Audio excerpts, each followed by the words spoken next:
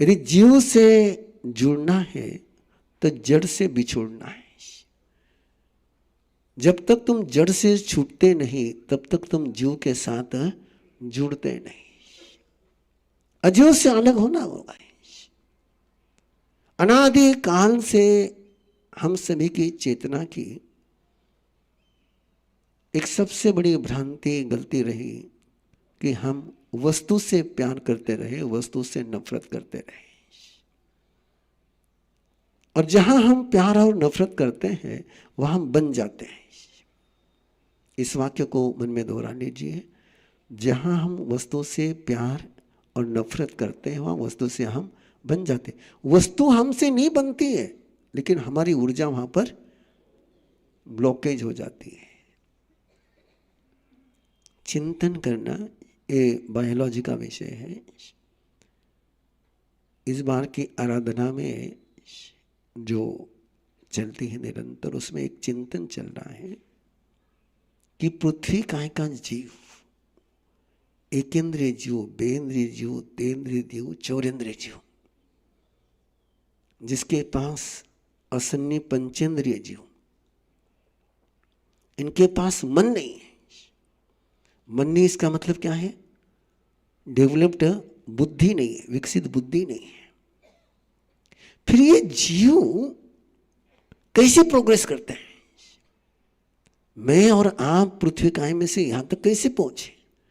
मनुष्य बनने के बाद प्रगति करना कि अधोगति करने का निर्णय मेरे हाथ में है। लेकिन पृथ्वी काय में, वनस्पति काय में, देव काय में, वायु काय में, मैं वहां से बाहर कैसे आया? किसने लाया मुझे बाहर? कैसे पृथ्वी काय का जीव, वनस्पति काय का जीव, अगम क्या कहते हैं आपके, एक वनस्पति काय का जीव सीधा वनस्पति काय से मनुष्य बन सकता है। और मेरे मन में एक सवाल चलता रहा कि ऐसा वनस्पति काय में उसने क्या किया कि सीधा मनुष्य का बंद कर लिया उसने? हाउ कि मनुष्य गति का बंद करने के लिए कितना पुण्य लगता है, और उसके पास क्या सोच थी? याद रखना बंधुओं, अभी तक कुछ चिंतन चल रहा है, निष्कर्ष पर पहुंचा नहीं हूं। देख रहा हूं आगम के पन्ने कि एकेंद्रिय से लेकर तो असन्नी पंचेंद्रिय तक की जीव की यात्रा, उसकी अधोगति या उसकी ऊर्ध्वगति, ये उसके हाथ में नहीं होती है, दूसरे के हाथ में होती है। किसी को तीर्थंकर, किसी पेड़ के नीचे तीर्थंकर परमात्मा जाकर के ध्यान करे तो उनकी जो लेशा रहेगी, उस लेशा से उस वनस्पति काय के जीव प्रभावित होंगे कि नहीं होंगे? और उस पेड़ के नीचे जाकर के कोई हिंसा करता है, कोई शराब पीता है, कोई चोरी करता है, कोई झूठ बोलता है, तो उनकी जो लेशा निकलेगी उस लेशा से भी वो जीव प्रभावित होंगे। तो जिस समय तुम पानी पीते हो, जिस समय तुम इशारा करते हो, उस समय तुम चाहो तो उन जीवों की ऊर्ध्वगति भी करा सकते हो, चाहो तो अधोगति भी हो सकती है। कि और कोई कारण नहीं है, क्योंकि वहां स्वयं का पुरुषार्थ तो है ही नहीं। पृथ्वी काय का जीव के पास स्वयं का पुरुषार्थ, स्वयं का निर्णय, प्रज्ञा, तर्क, प्रत्यक्षा कुछ भी नहीं है। पिछले 15 दिनों से इसी बात पर संधान चल रहा है कि क्या परमात्मा की बायोलॉजी की वनस्पति काय का जीव सीधा मनुष्य में आ जाए? वहां से पृथ्वी काय का जीव चल करके सीधा कहीं जा सकता है, कहीं भी जा सकता है। तो कैसे होता है? और मनुष्य बनने के बाद दोनों ही संभावनाएं होती हैं। याद रखना अगली बात, मनुष्य बनने के बाद दोनों ही संभावनाएं होती हैं। व्यक्ति स्वयं के बल पर भी प्रोग्रेस कर सकता है और कोई उसकी प्रगति करा भी सकता है।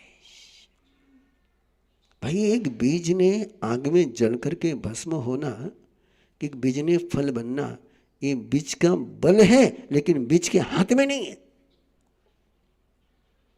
एक बीज ने पेड़ बनना कि राख बनना, ये दोनों ही संभावनाएं बीज में है, लेकिन उसके हाथ में नहीं है। हाथ में किसके है? दूसरे के।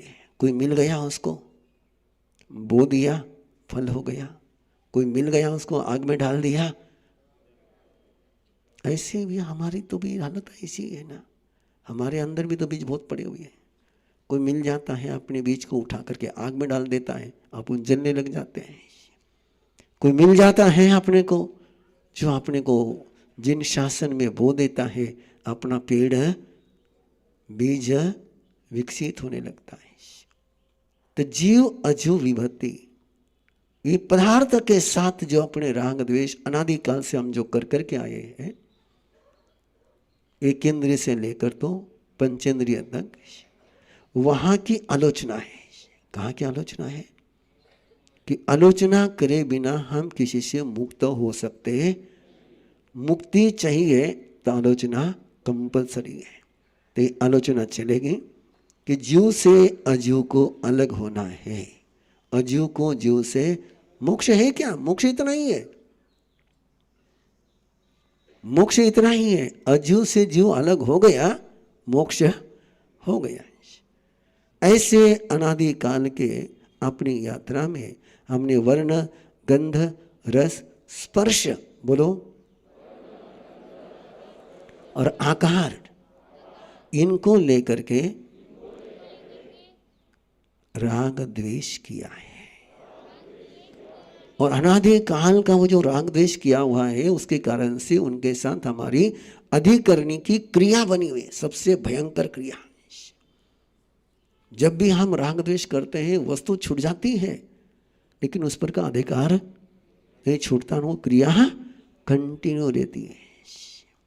जब तक कि उस पर का अधिकार नहीं छूटेगा, तब तक उसकी क्रिया लगती रहेगी। उस पर मैं कल बात करूंगा, आज इतना ही। पहले भावपूर्वक कहिए, अनादि काल की यात्रा में पुद्गल के वर्ण, गंध, रस, स्पर्श, आकार, इसको लेकर के मैंने जो राग द्वेष करके उनके साथ अधिकरणी क्रिया का संबंध बनाया, प्रभु महावीर की आराधना के इन पलों में इस सत्य को जानते हुए कि अजीव किसी का होता नहीं, पदार्थ किसी का होता नहीं। मेरा जो ये भ्रम है कि पदार्थ मेरा है, आज उस भ्रम की मैं आलोचना करता हूँ, निंदा करता हूँ, ग्रह करता हूँ। पदार्थ के साथ के राग द्वेष के संबंध को विसर्जित करते हुए जब तक इस संसार में हूँ, पदार्थ का उपयोग करूँगा, राग द्वेष नहीं करूँगा। तव पसायाये, तव पसायाये, तव पसायाये।